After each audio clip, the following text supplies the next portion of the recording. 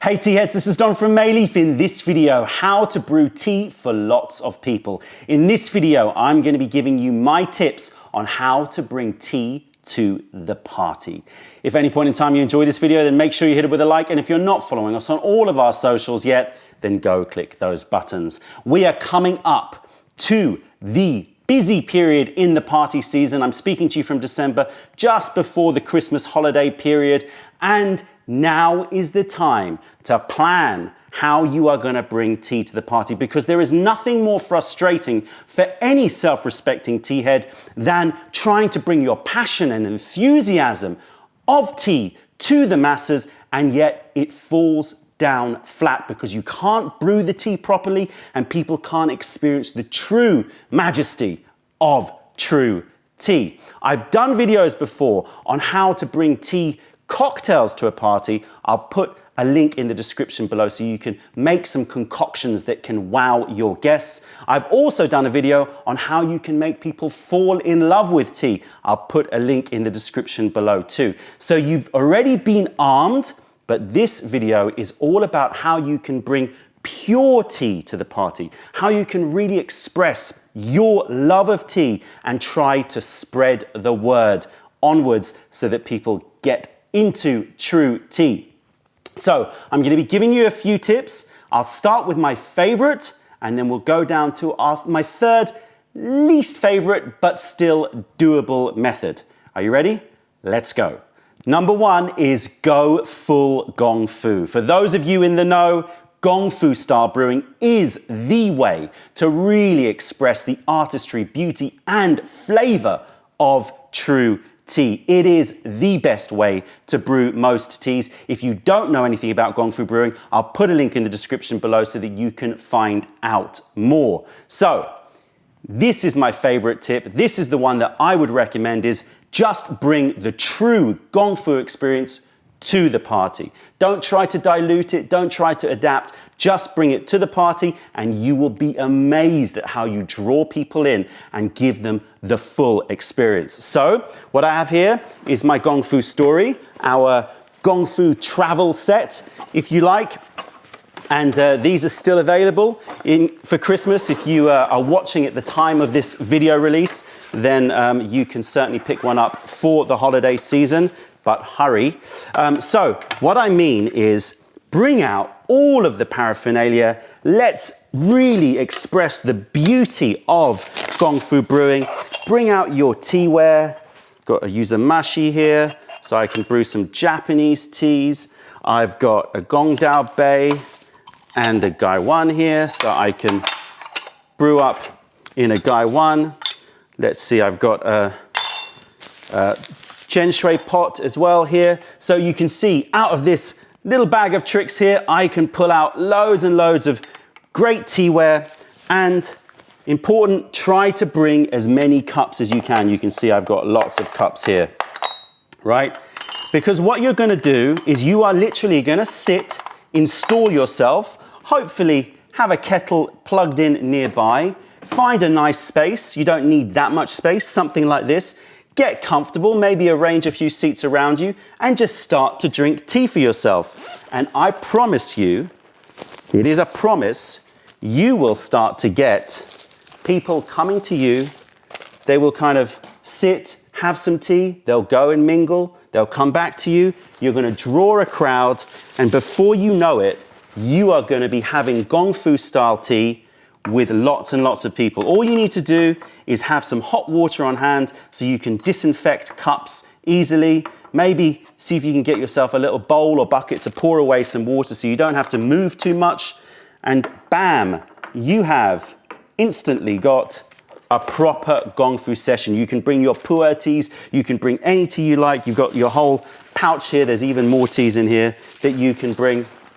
And that way, you can really do it properly. We all know that this is the way to really experience tea. Small sips of strong, concentrated shots of tea to give them flavor and effect, and the artistry of brewing Gongfu style, plus they are going to truly experience the social aspect, the unique social aspect that tea drinking brings, especially Gongfu Brewing, where you're really delving deep into the memories to find tasting notes, find aromatics, etc. And then you're going to be drawn out to discuss other things in life and you know, relationships, how things are going in a much more deep, meaningful way than just simple small talk with your glass of wine. And I have to say as well that, you know, at parties, a lot of the time there's going to be wine around or beer or other alcohol, etc. Very strong tasting drinks. And so you have to make sure that you bring the tea with as much strength as possible, because they will sit down probably with a glass of wine in their hands and then they're going to be tasting tea. So make sure that you're bringing Gongfu style brewing, because that is going to bring the best out of your tea. It's going to bring the most intensity of flavor out of your leaves, and that is going to wow them much more than if you serve Western style. Now, this is really the key point here. If you serve this tea, your favorite tea, Western style, it's extremely unlikely that you are going to get anywhere near the same result in terms of flavor and result in terms of getting people into tea. I'm going to quickly brew up some tea just because I can't resist. So quickly have a little taste of Nectarator, and then we'll move on to our second tip for you. So as I said, brewing, sweet, supple and creamy. It's delicious smell. I'm only going to drink one infusion of this, I promise, but I'm going to come back to it later. And the beautiful thing is that if you sit here and you have a few different bits of teaware, then that's even better. You can really kind of adapt. You can be brewing multiple teas depending on what people want to try. You can be describing the teas. You can say, okay, this is a raw pour, but you might bring out a green tea. You might bring out a jasmine tea. You can adapt. You can be versatile depending on people's experience with tea. And that's really, really important. You know what? No filter for this one. It's really, really important that when you're brewing with lots of people, they're all going to have their own different experiences in tea. They're all going to have their own particular tastes that they enjoy and dislike. And so you want to kind of have enough options so that you can draw them in. So you might want to bring a jasmine tea or an osmanthus scented tea or a rose scented tea just to, you know, bring people in a little bit. But of course, make sure you break out some of the heavyweights as well. First tea of the day for me. It's always important to enjoy your first sip. Notice I'm bringing very small cups here, simply because you want to max out the amount of tea servings you're going to get from each pour that you make from your gaiwan or from your pot. And of course, I would recommend bringing slightly larger size Gongfu ware, like 150 to 200 ml is better than bringing a 70 to 100 ml gaiwan, and you're going to be busy pouring. Okay, so bringing the full Gongfu session, and if you get tired of brewing, you know what? Great opportunity. Teach somebody, get somebody to come around, get them to learn. They will be itching to get their hands on the teaware. I promise you, maybe start with a pot so that they're not burning themselves with a gaiwan. But I'm sure that a lot of people want to dive in, and suddenly, before you know it, you've got other people at the party, Gongfu Brewing. You can go do your mingling, you can come back, see how they're doing, you can take over, and it becomes such a great experience. I promise you, I speak from my own experience on this. I have brought this Gongfu story to many parties, and it feels a little bit strange at first. It feels a little bit awkward. Speak to the host, just say, you know, is it all right if I brew some tea over there, you know, sitting over there on the floor or at the table? Most of the time, they'll be very, very happy for you to do that, because you're bringing this added entertainment to the party. And I promise you, it will wow people. It will really wow people. So much more than you trying to serve this poor Western style and trying to serve it up for everybody. The other thing I would say, please don't do, please don't make a batch of amazing pu'er tea or amazing oolong tea or whatever tea that you love and make a big batch and let it sit there for people to serve themselves. It will not work. The tea will get cold. Nobody's going to go to it because it's not going to draw them in with any kind of theatre or artistry. And all you're going to do is let the tea down and leave people with a meh impression of the tea. Okay, so that's your first and my favorite way to bring tea to the party. Go full Gongfu. The second way is to cold brew your tea. So maybe the party that you're going to doesn't suit a full Gongfu session. Maybe it's a small space and there's going to be lots of people, so there's no space to set up. Maybe the host doesn't feel very comfortable you setting up a Gongfu session. Tut, tut, tut. Well, you can speak to the host and say, what about if I bring some non-alcoholic tea drinks to the party? I'm sure most hosts would say, yes, please. The great thing about cold brewing is that you can do it all in advance. You can get the taste exactly as you wish, seal it up, bring it to the party, and it will quite happily sit for the whole day, evening, and it will be fine for you to drink.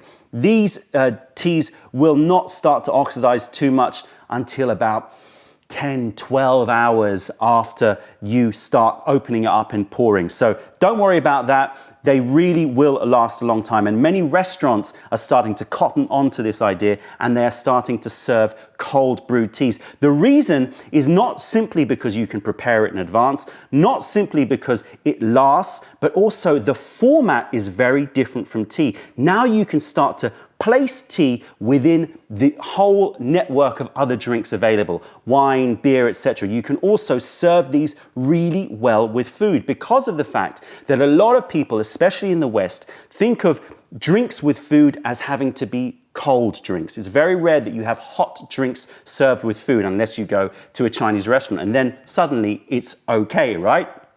So this way you can slide tea into the meal situation where people can taste the tea, and because you are cold brewing, you can get really nice, strong, rich flavor that you know is going to match and contrast well with the food. If you don't know how to cold brew tea, I have done a full video about cold brewing. I'll put a link in the description below. But essentially, all that you're doing is taking a Western style brewing parameters. So you're brewing with a smaller amount of leaf to water ratio, and you are putting the leaf in cold water. Usually I like to rinse the leaves in hot water first, just to open them up a little bit, then put them into cold water and either brew them in the fridge or you can brew them at ambient room temperature. I would recommend that you do it the day or the night before the party. Store your finished filtered tea in the fridge afterwards and it will quite happily keep as long as you keep it relatively airtight. So if you've got some old wine bottles or you've got some screw cap bottles, then they work really, really well. I have here some Elder White, which I've cold brewed, and some Meiryoku Sencha, which I've cold brewed. I recommend with cold brewing that you stick to, in my opinion, white teas, green teas, and black teas. I do like oolong teas, but they are a little bit less suited to cold brewing in general, in my opinion. Obviously, do it to your own taste, and you can see how it looks when it's served in these glasses, and I would serve these in glasses. So you are literally mimicking the wine and cocktail service, but with tea. Let's give these a taste. Elder White is one of the most fantastic teas to cold brew. The spicy elderflower notes, so I'm getting creams, I'm getting a little bit of white pepper, but I'm getting tons and tons of elderflower and fruit, and then a real depth and sweetness that comes from long extractions at cold temperature. This would serve perfectly with fish dishes, with cheese dishes. It really is amazing. Don't be fooled by the lightness and clarity of the liquor. It is bursting with flavor. And this one here, very, very potent, really thick mouthfeel. It's got that umami savoriness, but it's got real tons and tons of cut grass. Much more than if you brewed it hot, actually, because when you're brewing cold, you're extracting different aromatics. So you're gonna get slightly more of the fresh notes in the tea than if you are brewing hot. A great way to bring tea to the party. It's gonna surprise people, it's gonna interest people. And the wonderful thing is you can now, if you want, mingle, do what you want, put these in ice if you want, just to give it even more of a kind of flair and artistry. Put it in ice buckets like champagne, or if you wanted to serve the tea at room temperature, which might work for more of those black teas, then serve it just like that, sitting there next to all the other wines. People can serve themselves. And if you want, you can mix these with cocktails. So a very versatile way of serving tea, and certainly will surprise a lot of people. Right, so that's my second tip for brewing tea for the masses. Finally, let's move on to our third tip, which is not my favorite, but still doable, and that is that you brew half Gongfu style. Maybe the party that you're going to is a little bit more of a sit-down formal dinner party. Often at those dinner parties, people are craving at the end of the meal a nice hot drink, and they'll go for coffee or tea. Now is the time to bring your true tea to those people so that they can experience the taste of excellent quality tea. But it's very difficult to produce high quality hot tea for 10, 15 people all in one go. And oftentimes people take shortcuts and you brew Western style. Not good. So what I recommend in these situations is to brew half Gongfu style. What I mean by that is that you don't brew with the same leaf to water ratio as Gongfu style brewing, which would be lovely, but it's going to use up a lot of your precious leaves. Instead, I would take half the leaf to water ratio and double the time. Now I know I've said in a million videos that reducing the leaf to water ratio and extending time is not the same thing.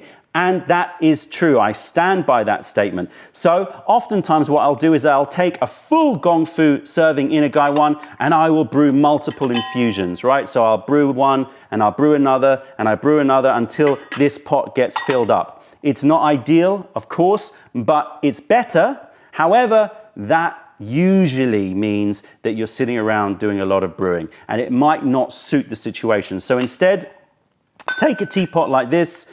This is our symphony teapot that has a filter in it. Or what I like to do is take our leaf and bean brewer, and what I will do now is brew it, but I'm going to brew it with half the amount of leaf to water ratio that we're used to for Gongfu style, and I will brew it for double the length of time. What we're trying to do here is mimic Gongfu tea. We're never going to get it exactly the same, but it's going to be a lot better than Western style brewing. I would recommend that the types of teas that you choose are going to be powerful, strong tasting teas like roasted oolongs, like your pu'ers. Maybe people are up for some ripe pu'er. You're going to have to judge the crowd because some people may be really freaked out by it, but it's an excellent digestive, as we all know, an amazing way to clear and cleanse and make you feel good after a heavy meal, which during the holiday season, let's face it, they tend to be quite heavy meals. So you can rinse the leaves beforehand if you would like. I haven't in this case, but you can certainly do that. And then brew. And of course, you can always come back for more infusions. So don't waste this tea, come back for more infusions. Because we are sort of half Gongfu style brewing, I would half the amount of infusions that you would get out of these leaves, but you can certainly infuse multiple times. So this is pretty much done. I would then put this over and strain it out.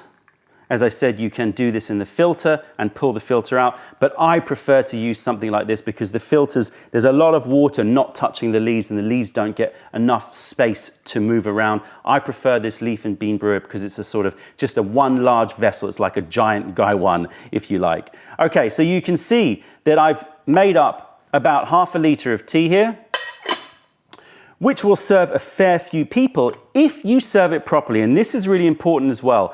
I recommend that when you serve, don't serve more than something like this much tea, right? Because a few reasons for that. The first is you want to maximize the amount of servings you're going to get out of your leaves, sure. But more important than that is that you don't want to serve a giant cup of hot tea, right? It's not the way tea should be drunk because you're having a very, very hot liquid at the beginning and then you're going to have to wait for it to cool down. And then once it gets to kind of halfway, it might start to become too cool and then it becomes less enjoyable. Think of it like a coffee or an espresso or a macchiato. In fact, I like to serve after dinner in cups like this, like small little teacups that mimic the idea of coffee. Very, very useful because people can get their head around what this means.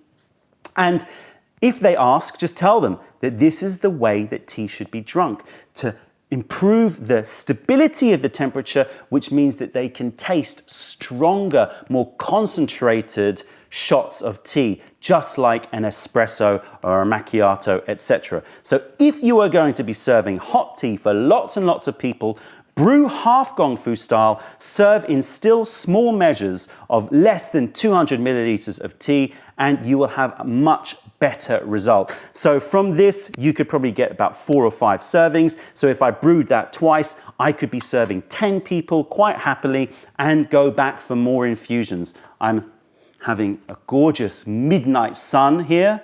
Midnight sun, beautiful Taiwanese roasted oolong.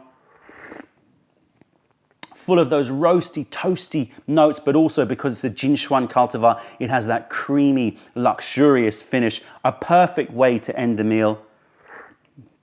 I guarantee you, if you serve tea like this, that people are not going to be missing their coffee. Just don't serve it in large mugs, please. That will ruin the whole experience for your guests. So there you go, 3 tips that I've picked up over the years on how you can brew tea for lots of people. I'll put links to all of the products featured in this video in the description below so that you can pick up any wares that you need before the party starts.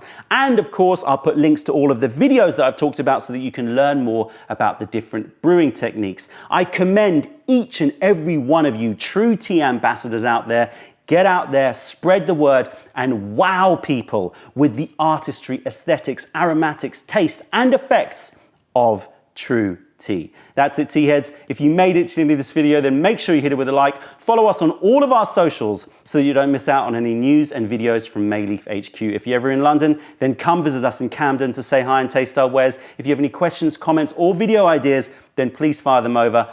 Other than that, I'm Don from Mayleaf. Thank you for being a part of the revelation of true tea. Stay away from those tea bags. Keep drinking the good stuff and spread the word because nobody deserves bad tea. Bye.